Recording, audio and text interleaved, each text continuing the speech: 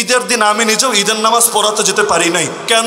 আপনি বলবেন যে ওই অষ্টগ্রাম না মিঠাময় নদীকে বিশাল এক কি জানি রাস্তা করেছে, টিকটক রাস্তা আর কি, আগের রাষ্ট্রপতি জামানায়, এটার কারণে মনে হয় সিলেটে বন্যা হয়েছে। ফালতু কথা। আরে সিলেটের বন্যার পানি তো ওই পর্যন্ত এখনো মনে হয় গিয়ে পৌঁছায়। বর্ষার সময় ওই রাস্তার কারণে কিছু ঝামেলা হয়, অস্বীকার করি না, ভিন্ন আলাপ। কিন্তু আমরা হুজুগে জাতি, সমস্যা এক জায়গায় আর ফোকাস ফেলি আর এক জায়গায়। ভাবটা এমন, রাস্তা ভেঙে দিলে আর বন্যা হবে না। আরে ভাই, ওই রাস্তা পর্যন্ত সিলেটের এবারের বন্যার পানি পৌঁছেছে কিনা আগে এটা খোঁজ নেন না। বৃষ্টি নামলো ঈদের আগের দিন রাত্রে, আর ঈদের দিন সকালে আমি ঈদগাহে যাব পারলাম না, এমন পানির পানি ট্রাকরে পর্যন্ত বললাম, ট্রাক চিনুন না, যে ভাই তোমার 500 লাগুক 1000 লাগুক, আমারে খালি এতটুকু পারি করে দাও, ঈদগাঁও পৌঁছানো লাগবে না, এই পানির জায়গাটা পার করে দাও, বাকিটা আমি যেভাবে হোক একটা সিস্টেম করে নিব, সিএনজি দিয়ে, রিক্সা দিয়ে, মোটরসাইকেল দিয়ে।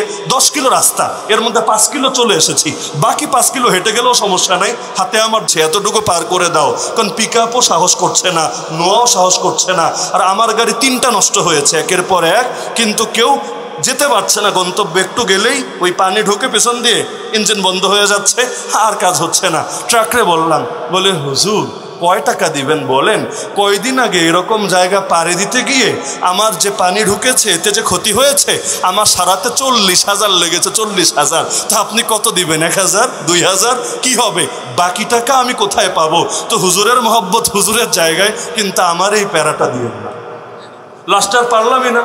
ঢাকা থেকে সিলেট গেলাম ঈদের নামাজ পড়াবো বলে, আগের রাতে গেলাম, কিন্তু ওই অতটুকু পানির জন্য পারলাম না। অথচ ওখানে কি আছে? ওখানে কি রাষ্ট্রপতির রাস্তা আছে? ওখানে কি নদী আছে?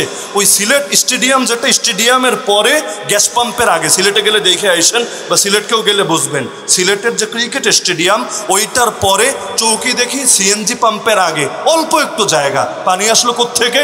এই সবগুলো আমাদের সরকারের অধীনে যারা বিভিন্ন কাজের দায়িত্ব কাঁধে তুলে নিয়ে রেখেছে, ওদের 2 নম্বরের ফসল।